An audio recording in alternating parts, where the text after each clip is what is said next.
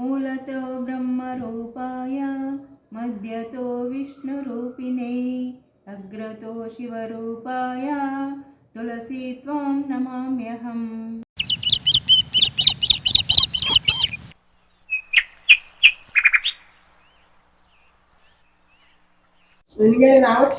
రండమ్మా రండి. పక్కన అపార్ట్మెంట్ లో ఉంటామండి. నేను మిమ్మల్ని చూశాను పైన అపార్ట్మెంట్ లేకుండా పైన చూశాను. ఊళ్ళో పరిచయం చేసుకున్నాం కదా, మాట్లాడదాం వచ్చాను. మా అపార్ట్మెంట్ లో అందరూ హడావుడి, వాళ్ళ జాబులు, వాళ్ళ ఉద్యోగాలు, పిల్లల స్కూల్, ఎప్పుడు హడావుడి హడావుడికి వెళ్ళిపోతా ఉంటారు. ఎవరు ఉండరు ఇంట్లో, సాయంత్రం వరకు ఎవరు ఉండరు. సరే ఊరినే మాట్లాడదామని వచ్చాను. మీ కోడలు గారు మొన్న గృహప్రదేశానికి పిలిచారు. ఆ రోజు రాలేకపోయారు. మేము బయటకు వెళ్ళాము, ఊరు వెళ్ళాము. వచ్చినాక ఇట్లా చెప్పారు. అవునా అని మళ్ళీ వచ్చాను. అపార్ట్మెంట్ లో ఎన్నో ఫ్లోర్ అండి మీది? 2వ ఫ్లోర్ అండి. ఎంత సెట్ ఎంత? అది 3 బెడ్రూమ్ అండి. రేట్ ఎంత పడ్డది? బాబు 10 లక్షలకు కొన్నారండి. బాబు తీసుకున్నారు. ఎన్నాళ్ళైంది అపార్ట్మెంట్ లోకి వచ్చి? మేము వచ్చి ఇప్పుడు 2 సంవత్సరాలు అయింది. 2 సంవత్సరాలు. అంటే బాగుందా మీకు? అంత బాగానే ఉంది. ఎంతమంది అండి మీకు? 2 మగపిల్లలు. 2 మగపిల్లలు. అవును. ఏం చేస్తారండి? ఇక్కడే జాబ్ చేస్తున్నా, హైదరాబాద్ లోనే జాబ్ చేస్తున్నా. మీకు ఎంతమంది అండి పిల్లలు? నాకు ఒక బాబేనండి. ఏం చేస్తాడు? మా బాబా అమెరికాలో జాబ్ చేస్తాడండి. ఓకే. ఎన్నాళ్ళ నుంచి చేస్తున్నారు బాబు? బాబు 5 సంవత్సరాలు చేస్తున్నాడండి. ఓకే. మేము కూడా వెళ్దాం అనుకుంటున్నామండి. ఓకే. ఎంత చేసినా ఇక్కడ ఇంతే. మా బాబు అయితే చక్కగా ఒక అబ్బాయి అమెరికా పంపించాం. మీరెందుకని పంపించలేదు? మగ పిల్లలు 2 కదా. మగ పిల్లలు 2 అయినప్పటికీ కూడా మాకు ఇక్కడ ఇండియా అంటేనే ఇష్టం ఉంటుంది. ఇండియాలో ఏముందండి, 2 బాబులు ఉన్నా కూడా పంపించుకోకుండా ఉన్నారు. బాబు మేము ఫస్ట్ నుంచి స్టార్టింగ్ నుంచి కూడా అమెరికా పంపిద్దాం అనుకున్నాం. మంచి డబ్బులు, మంచి జాబ్ చేసుకున్నాడు, హ్యాపీగా ఉన్నాడు.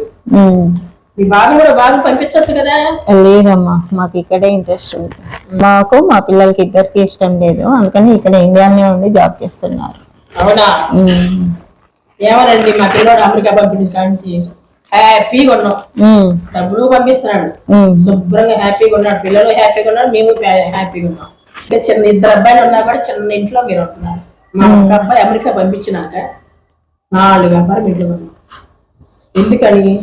హైదరాబాద్ పంపించండి, చక్కగా హ్యాపీగా ఉంటారు. అక్కడ డబ్బులు వస్తాయి, మంచి జాబ్ వచ్చింది, పిల్లలు హ్యాపీగా ఉంటారు, మనం హ్యాపీగా ఉంటాం. మీరు ఎందుకని అంత ఆలోచన చేయట్లేదేంటి? ప్రస్తుతానికి అయితే పిల్లలకి ఇంట్రెస్ట్ లేదు, మాకు కూడా ఇంట్రెస్ట్ లేదు. ఇప్పుడు ఆల్రెడీ ఇండియాలో జాబ్ చేస్తున్నారు కాబట్టి ఉన్న ఊర్లోనే ఇక్కడే ఇండియాలోనే చేయాలనేది పిల్లల ఆశయం. మాది కూడా అదే అభిప్రాయం. మా పిల్లలకి ఎక్కువ దేశభక్తి అంటే ఇష్టం అండి, అందుకని మేము వేరే అమెరికాకు పంపించలేము. ఒకవేళ అవకాశం వచ్చినా కూడా వద్దని చెప్పాము. ఇక్కడే భారతదేశంలోనే ఉండాలనేటువంటి ఉద్దేశము. మొదటి నుండి మన భారతదేశ సంస్కృతి, ఆచార వ్యవహారాలన్నీ కూడా పిల్లలకి మేము మొదటి నుండి అంటే బాల్యం నుండి అన్ని నేర్పించాం కాబట్టి పిల్లలకి ఇక్కడ ఎక్కువ ఇంట్రెస్ట్ అనేది ఉంటది అన్నమాట. అందుకని మేము పంపించలేకపోయాము. మేము కూడా ఇక్కడే సెటిల్ అయ్యామన్నమాట, మన దేశంలోనే. సరేనండి, నేను చెప్పాల్సింది చెప్పాను. బాత్రూమ్ కూడా మనం ఇక్కడే ఉంటాం, మన ఊరికి వెళ్ళేది మన పిల్లలకి మనం వెళ్తే. సరే ఉంటానండి. ఓకే.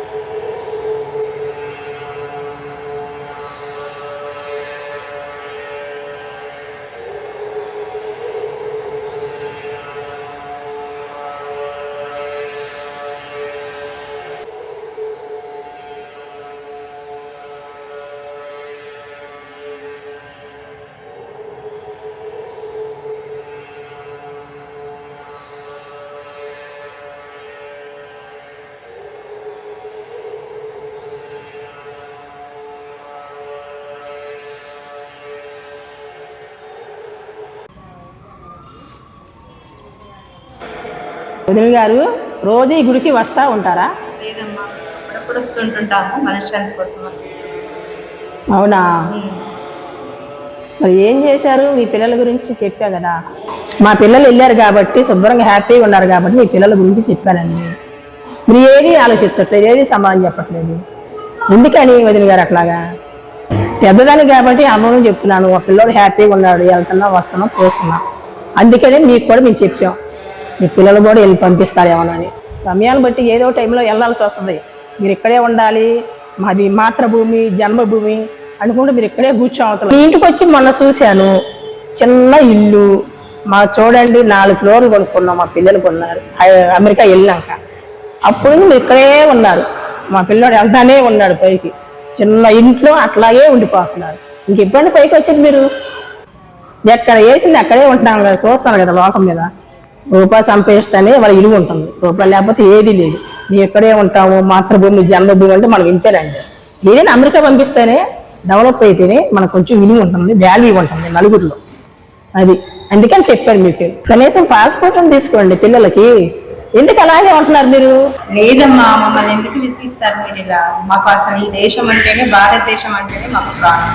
మా పిల్లలకు కూడా అదే కాదు, దేశభక్తి అంటేనే చాలా ఎక్కువ మక్కువ. కాబట్టి మేము ఇంకా ఇతర దేశాలకు ఇక్కడికి వెళ్ళదలుచుకున్నాం. మేము హ్యాపీగా ఉన్నాము ఇక్కడ ఆల్రెడీ, మాకేం ఏది ఇబ్బంది లేదు. మేము మనశ్శాంతిగా ప్రశాంతంగా ఆహ్లాదంగా మేము మా దేశంలో మేము ఉంటున్నాము. మా పిల్లలు కూడా మాతోనే ఉంటున్నారు, ఇక్కడే ఉద్యోగం చేస్తున్నారు. ఉన్న ఉద్దేశంలోనే ఉండాలనేది పిల్లల యొక్క ఉద్దేశం. అలా అంటారు ఏంటి వదిన గారు? ఎంతమంది వెళ్తున్నారు అమెరికా, ఎంతమంది వెళ్తున్నారండి, మీరు అలా అంటారు ఏంటి? పిల్లలు కొంచెం పైకి శుభ్రం మనం తీసుకపోతే ఎవరు తీసుకొస్తారండి? మనం పంపించకపోతే ఎవరు పంపిస్తారు? అయినా మేము ప్రశాంతంగా ఉంటున్నాం, మన దేశంలో ప్రశాంతంగా మేము ఉన్న దేశంలో ఉంటున్నాము. పిల్లలు కూడా మాతోనే హ్యాపీగా ఉన్నారు. అవును, మాకు ఎక్కువ డబ్బు మీద వ్యామోహం లేదు. ఉన్న దేశంలోనే సుఖంగా హ్యాపీగా సంతోషంగా అందరం ఒకే దగ్గర జీవించాలి అనేటువంటి ఉద్దేశంతో మా పిల్లలతో మాకు ఎలాంటి వేరే దేశాల మీద ఎక్కువ మక్కువ ఏం లేదు. మేము హ్యాపీగా ఉన్నాం. నేను చెప్తున్నాను, ఇప్పుడు చిన్న ఇల్లు కొన్నారు, 2 బాబులు ఉన్నారు మీకు. 2 బాబులు ఉన్నప్పుడు మ్యారేజ్ ఏంటంటే ఒకే ఇంట్లో ఉండలేరు కదా. రూపాయి ఉండబట్టే కదా పిల్లోడు వెళ్ళి సంపాదించి పెట్ట కదా అమెరికా వెళ్ళి. 4 ఫ్లాట్లు కొన్నావు, నువ్వు 2 బాబులకి ఒకే ఫ్లాట్లో ఉంటున్నావు. ఇవాళ ఉన్నది రేపు ఉండదు కదా, ఎప్పుడు అప్పుడే కదా. తెలియదు ఏముంది లోకం గురించి మీకు? ఏమన్నా 2 కోడలు వచ్చారు అనుకో, వాళ్ళు ఫైట్ చేయాలి. అప్పుడు కష్టపడాలన్నా రూపాయి రావాలన్నా కూడా రాదు కదా. అది ఆలోచించుకోకుండా మేము ఇక్కడే ఉంటాము, మాతృభూమి జన్మభూమి అని ఇలాగే కూర్చుంటే పిల్లలకి రేపు పొద్దున మీరు ఏమిస్తారు? అనుభవంతో చెప్తున్నాను వదిన గారు, మీ ఇష్టం అండి. మీరు ఆలోచించుకోండి, ఎందుకు చెప్పిందా, మంచిగా చెప్పిందా, చెడు చెప్పిందా ఆలోచించుకోండి. మా బాబు అయితే హ్యాపీగా ఉన్నాడు, మీ పిల్లలు కూడా పంపిస్తారన్న ఆలోచనతో నేను చెప్తున్నాను. ఓకేనా? ఓకే, వస్తాను వదిన గారు.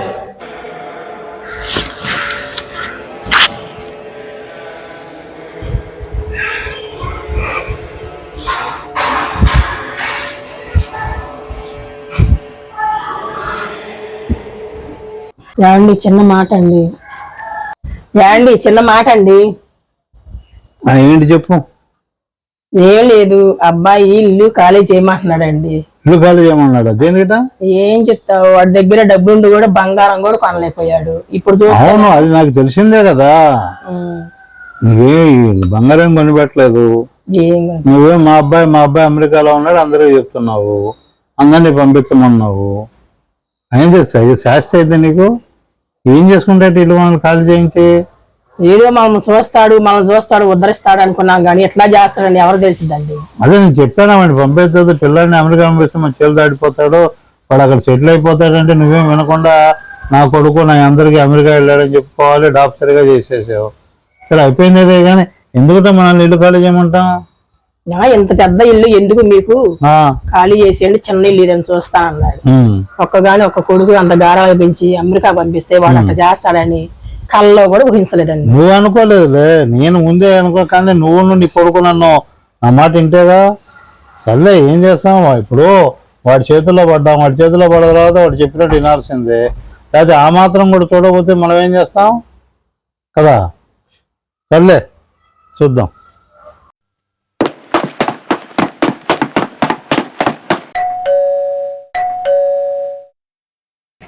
మంచి నీళ్ళు తాగుతారా? ఇప్పుడే మంచి నీళ్ళు వద్దామా, కానీ చిన్న హెల్ప్ కావాలమ్మా. చెప్పండి. ఏంటంటే మీ వదినకి 2 రోజుల నుంచి ఒంట్లో బాగుండట్లేదు, ఓకే. బెడ్ రిటర్న్ అయిపోయింది.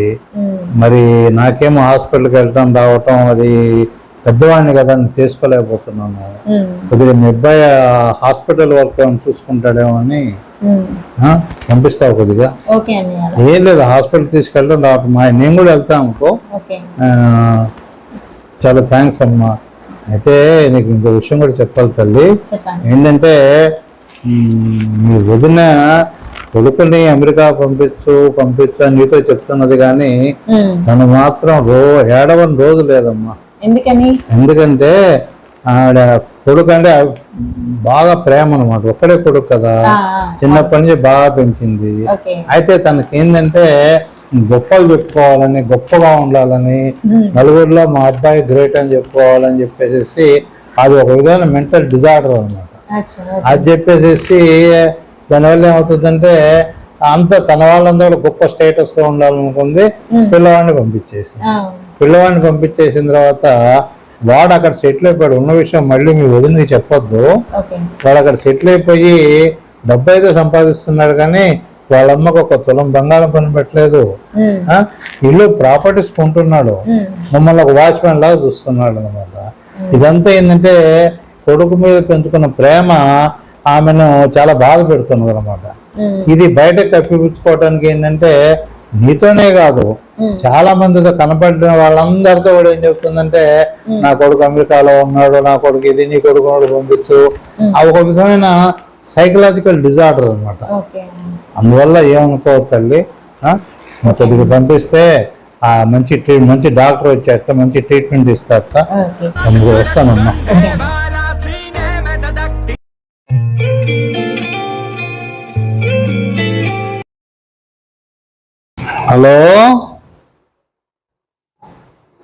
హలో ఏమ్మా, నేను మీ అమెరికా వదిన గారి హస్బెండ్ని. అదే మొన్న వచ్చా కదా మీ ఇంటికి, తనకు ఒంట్లో బాగాలేదు, మీ పిల్లల్ని వచ్చావు, గుర్తుపెట్టావా? Very good. ఏం లేదు, డాక్టర్ గారు చెప్పారు ఆవిడకి మొత్తం క్యూర్ అయిపోయిందని. అయితే కొద్దిగా నీరసంగా ఉంది, ఆవిడకైనా కొద్దిగా బలం వచ్చిన తర్వాత ఇద్దరం కలిసి వస్తాం తల్లి. చాలా థ్యాంక్స్ అమ్మా నువ్వు చేసినందుకు. నువ్వు ఆలోచించే విధానమే కరెక్టు. మన ఇండియాలో ఉంటూ కలవగంజ తాగుతూ ఉండొచ్చు, కానీ మన దేశానికి వెళ్ళి తల్లిదండ్రులు దూరంగా ఎంత సంపాదిస్తే ఏం లాభం అమ్మ. అయితే ఏంటంటే తను మాట్లాడుతుంటే నేనేం చెప్పలేకపోయాను, చేయలేకపోయాను. మీరు ఆలోచించేది కరెక్ట్ అమ్మా, మీ పద్ధతే కరెక్ట్. మన దేశం మన ఇదేనా, మన తల్లిదండ్రుల దగ్గర ఉండటం, వాళ్ళకి సేవ చేయటమే మనకు కావాల్సిన మన ధర్మం కూడా, సనాతన ధర్మం కూడా. నువ్వు ఎప్పుడైనా రావచ్చు తల్లి, నిన్నెందుకు వద్దంటాను. మీ ఇద్దరం కలిసి రావడానికి ఏంటంటే టైం పడుతుందని చెప్తున్నాను, కానీ నువ్వు ఎప్పుడైనా రావచ్చు. చాలా థ్యాంక్స్ అమ్మా, ఉంటానే. రైట్, జై హింద్.